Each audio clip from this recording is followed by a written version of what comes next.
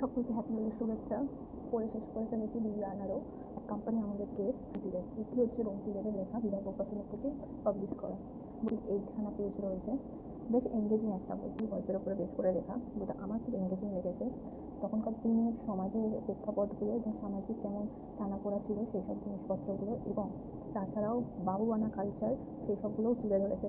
এর মধ্যে যে জিনিসটা রয়েছে সেটা হচ্ছে একটি প্রেম কাহানি, সেটা তোমাদের পড়লে বুঝতে পারবে। অ্যানাদার থিং ইজ, প্রত্যেকটা ঐতিহাসিক প্রেক্ষাপট এখানে খুব ভালোভাবে তুলে ধরা হয়েছে, ক্লিয়ারলি বলা হয়েছে। এবং যে মানুষের ঘটনার দরুন মানুষের যে রিয়াকশানগুলো ছিল, প্রতিটা ক্যারেক্টারের যে রিয়াকশানগুলো ছিল, খুব পার্সোনালি পছন্দ হয়েছে। একটা যেটা জিনিস আমার একটু অফ লেগেছে, কয়েকটা ঘটনা র্যান্ডামলি অনেকবার বর্ণনা করা রয়েছে।